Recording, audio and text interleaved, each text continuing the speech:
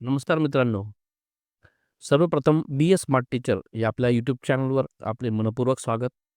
दर महिन्याप्रमाणे या महिन्यात सुद्धा आपण म्हणजे फेब्रुवारी 2026 या महिन्यासाठी सर्व शालेय समित्या यांचे इतिवृत्त लेखन कशा पद्धतीने करायचे त्यासाठी व्हिडिओ तयार करणार आहोत. आज आपण फेब्रुवारी महिन्यात शालेय व्यवस्थापन समिती त्यातील कोणते विषय असतील आणि त्याचे इतिवृत्त काय असणार आहे त्याविषयी माहिती घेऊया. सर्वात अगोदर या ठिकाणी आपल्याला सभेचा दिनांक लिहायचा आहे. बैठकीचे अध्यक्षांचे नाव या ठिकाणी आपल्याला नमूद करायचे आहे. यांच्या अध्यक्षतेखाली कामकाज सुरू करण्यात आले. उपस्थित सर्व मान्यवरांचे स्वागत. अध्यक्षांच्या परवानगीने सभा संपन्न करण्यात आली. बैठकीपुढे खालील विषयांवर चर्चा करण्यात आली. सर्वात पहिला विषय मागील सभेचे इतिवृत्त वाचन. सभेची सुरुवात मागील बैठकीतील इतिवृत्त वाचन करून करण्यात आली. सचिवांनी संपूर्ण इतिवृत्ताचे वाचन केले. सर्व सदस्यांनी मागील बैठकीतील निर्णय त्यातील अंमलबजावणी यावर समाधान व्यक्त केले. काही सदस्यांनी मागील बैठकीतील काही सूचनांची पुनरावृत्ती केली आणि सर्वानुमते मागील सभेचे इतिवृत्त मंजूर करण्यात आले. या ठिकाणी सूचक आणि अनुमोदक यांची नावं. त्यानंतर विषय क्रमांक 2 नवभारत साक्षरता अभियान अंतर्गत निरक्षर व्यक्तींचे सर्वेक्षण आणि त्यांची नोंदणी. मागील वर्षाप्रमाणे यावर्षी सुद्धा आपल्या शाळेच्या परिसरामध्ये काही निरक्षर व्यक्ती असतील तर त्यांची यावेळेस परत परीक्षा घ्यायची तसे आदेश मिळालेले आहेत. मग त्या अनुषंगाने नवभारत साक्षरता अभियान उल्हास अंतर्गत फेब्रुवारी 2026 या महिन्यात निरक्षर लोकांचे सर्वेक्षण करून अशा व्यक्तींची अधिकृत नोंदणी केली. त्यांना शिक्षण प्रवाहामध्ये म्हणजे साक्षरतेच्या प्रवाहामध्ये आणण्यासाठी शिक्षक, स्वयंसेवक, संबंधित कर्मचारी यांच्या माध्यमातून गावातील वस्तीतील घराघरात जाऊन सर्वेक्षण करून सर्वेक्षण दरम्यान निरक्षर व्यक्तींची शैक्षणिक स्थिती, वय, आवड व उपलब्ध वेळ यांची माहिती संकलन करण्यात आली. मागील शैक्षणिक वर्ष म्हणजे 2025 मध्ये नवभारत साक्षरता अभियानाअंतर्गत नियोजनबद्ध कार्यक्रम पार पाडण्यात आला होता. या ठिकाणी आपण मागील वर्षी किती निरक्षर साक्षर केले तो अंक आपल्याला लिहायचा असेल तर आपण लिहू शकता. मर्यादित स्वरूपात उपलब्ध असलेल्या निरक्षर लाभार्थ्यांना टप्प्याटप्प्याने साक्षरतेचे धडे देण्यात आले. सातत्यपूर्ण अध्यापन, मार्गदर्शन व मूल्यमापनाच्या माध्यमातून मागील वर्षी जी संख्या असेल आपली निरक्षर लोकांना साक्षर केले ती संख्या इथे लिहायची. एवढ्या पातळीपासून आपण सुरुवात केली होती आणि एवढ्या लोकांना आपण साक्षर केलेले आहेत असे घोषित केले. आणि याच अनुभवाच्या आधारावर 2026 मध्ये सर्वेक्षणाअंतर्गत पुन्हा एकदा व्यापक स्वरूपामध्ये निरक्षर लोकांचे सर्वेक्षण करण्यात आलेले आहे आणि त्यांना या सर्वेक्षणाच्या माध्यमातून या कार्यक्रमाच्या माध्यमातून साक्षर वर्ग त्यांचे सुरू करून त्यांना साक्षर करण्यासाठी नियोजन करण्यात आलेले आहे. या ठिकाणी आपण वाक्यरचना चेंज करू शकतात. काही आपल्याला आवश्यकता असली तर आपण काही आपले शब्द आपण इथं मांडू शकतात. मी आपल्याला या महिन्यामध्ये कोणता विषय घ्यायचा आणि त्या अंतर्गत कशा पद्धतीने तो विषय सभेमध्ये हाताळायचा आणि इतिवृत्त लेखन करायचं याचा नमुना आपल्यासमोर सादर करत आहे. आपण स्क्रीनशॉट काढू शकतात, नाहीतर सदर PDF आपला डिस्क्रिप्शनमध्ये लिंकद्वारे सुद्धा मी उपलब्ध करून देणार आहे. या साक्षर वर्गामध्ये वाचन, लेखन आणि प्राथमिक गणित या मूलभूत कौशल्यावर भर देण्यात येणार आहे.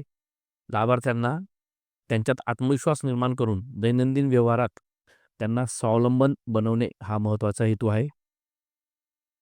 गावामध्ये निरक्षरतेचे प्रमाण कमी होऊन सर्व व्यक्तींना साक्षर करण्याचा संकल्प करण्यात आलेला आहे. असा सर्वानुमते ठराव मंजूर करण्यात येत आहे. या ठिकाणी सूचक आणि अनुमोदक. त्यानंतर विषय क्रमांक 3 शिष्यवृत्ती परीक्षा 4थी व 7वी याची पूर्वतयारी.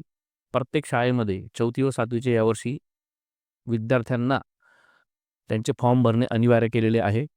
मग हा विषय आपण आपल्या व्यवस्थापन समिती अंतर्गत घ्यायचा आहे. फेब्रुवारी 2026 या महिन्यामध्ये शाळेमध्ये इयत्ता 4थी मध्ये किती विद्यार्थी आपण बसवले त्या विद्यार्थ्यांची संख्या इथे लिहायची आणि 7वी असेल तर 7वीचे किती विद्यार्थी बसवले त्यांची संख्या लिहायची. 7वी नसेल तर आपण हे वाक्य लिहायचे नाही. ओके. एवढे विद्यार्थी शिष्यवृत्ती परीक्षेला त्यांचे फॉर्म भरले आहेत. पूर्वतयारीस विशेष महत्त्व देण्यात आलेले आहे. शिष्यवृत्ती परीक्षा ही विद्यार्थ्यांच्या बौद्धिक क्षमतेच्या अभ्यासातील सातत्यता आणि स्पर्धात्मक तयारीसाठी महत्त्वाची राहणार आहे. शाळा स्तरावर विविध सराव घेण्याचा सर्वानुमते विचार मांडण्यात आला. पूर्वतयारीचा भाग म्हणून विद्यार्थ्यांना शिष्यवृत्ती परीक्षेचा अभ्यासक्रम, प्रश्नपत्रिकांचा नमुना, गुणांकन पद्धत, परीक्षेचे महत्त्व समजावून सांगण्यात आले. बुद्धिमत्ता चाचणी, भाषा प्रश्न, गणित विषयाच्या क्षमता, सामान्य ज्ञान या घटकावर भर देण्यात आलेले आहेत. शिक्षकांनी सोप्या भाषेमध्ये संकल्पना समजावून सांगून उदाहरणाद्वारे सराव विद्यार्थ्याचा करून घ्यावा. प्रत्येक सराव चाचणीनंतर विद्यार्थ्याच्या चुका समजावून सांगून त्यांचे निरसन करून विद्यार्थ्यांना अचूकता, वेग, आत्मविश्वास वाढावा यासाठी प्रयत्न करावा. या उपक्रमामुळे इयत्ता 4थी व 7वीच्या विद्यार्थ्यांच्या शिष्यवृत्ती परीक्षेतील यशाची शक्यता निश्चितच वाढेल असा विश्वास व्यक्त करण्यात आला.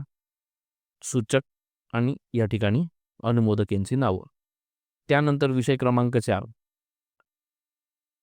वनभोजन, शैक्षणिक सहल किंवा परिसर भेट यांचे आयोजन. आता आपल्या शाळेमध्ये मोठी शाळा असेल तर ते सहल काढतात, लहान शाळा असेल तर ते वनभोजन हा उपक्रम राबवतात किंवा परिसर भेट आपल्याला द्यायची असेल तर त्यापैकी एक शब्द इथं लिहायचा, ज्या अंतर्गत आपल्याला हा विषय लिहायचा आहे त्या पद्धतीने इथं बदल करून घ्यायचा. मी व्यापक पद्धतीने हा विषय इथं घेतलेला आहे. विद्यार्थ्याच्या सर्वांगीण विकासासाठी प्रत्यक्ष अनुभव अध्ययन घडावे यासाठी या उद्देशाने वनभोजन, शैक्षणिक सहल किंवा परिसर भेट इत्यादीचे आयोजन करणे महत्त्वाचे आहे. या ठिकाणी आपल्याला फक्त सहल काढायची असेल तर इथे इतर शब्द घेऊ नका आणि परिसर भेट करायची असेल तर सहल हा शब्द इथं घेऊ नका. त्यासाठी सर्वानुमते वनभोजन, शैक्षणिक सहल किंवा परिसर भेट या ठिकाणाचे इथं नाव लिहायचे. नेण्याचे ठरले. उपक्रमाचा मुख्य हेतू आहे तो वर्गातील अभ्यासक्रमाशी संबंधित ज्ञान, प्रत्यक्ष वातावरण अनुभव विद्यार्थ्यांना मिळावा. विद्यार्थ्यांमध्ये निरीक्षण शक्ती, सहकार्य, सामाजिक जाणीव विकसित व्हावी, तसेच निसर्गाशी जवळीक निर्माण व्हावी हा आहे. वनभोजनाचे आयोजन नियोजित ठिकाणी सुरक्षित व शिस्तबद्ध पद्धतीने करण्यात येणार आहे. विद्यार्थ्यांनी समूहात बसून स्वच्छतेचे नियम पाळावेत. भोजन करताना अन्नाचा आदर राखावा आणि इतर जे नियम असतील ते इथं सर्व देण्यात आलेले आहेत. सर्व उपक्रम हा विषय कशा पद्धतीने हाताळावा.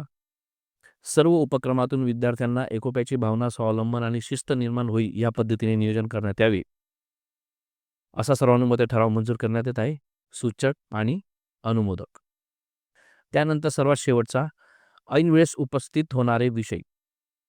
सभेमध्ये ऐनवेळेस निर्माण झालेल्या विषयावर सविस्तर चर्चा करण्यात आली आणि अध्यक्षांच्या संमतीने सभा संपन्न झाली असे घोषित झाले. सूचक आणि अनुमोदक. या ठिकाणी आपल्याला ऐनवेळेस कोणी सूचना केली असेल तर ती आपण 1-2 ओळीमध्ये या ठिकाणी लिहू शकता. ओके. याच पद्धतीने मित्रांनो विद्यार्थी सुरक्षा आणि भौतिक विकसन समिती, सखी सावित्री समिती, महिला तक्रार निवारण समिती यासाठी सुद्धा व्हिडिओ लवकरच येणार आहेत. चॅनलला सबस्क्राईब करून घ्या. डिस्क्रिप्शनमध्ये प्लेलिस्ट दिलेली आहे, तिथून आपण इतर महिन्याचे सुद्धा समित्यांचे इतिवृत्त डाउनलोड करू शकतात किंवा इतिवृत्ताचे व्हिडिओ पाहून स्क्रीनशॉट काढून शाळेमध्ये लिहू शकता. अशाच नवनवीन माहितीसह आपण पुढच्या व्हिडिओत भेटू. तोपर्यंत चॅनलला सबस्क्राईब करून घ्या, बेल आयकॉन प्रेस करा. किंवा पुढच्या व्हिडिओमध्ये. तोपर्यंत टेक केअर आणि गुड बाय.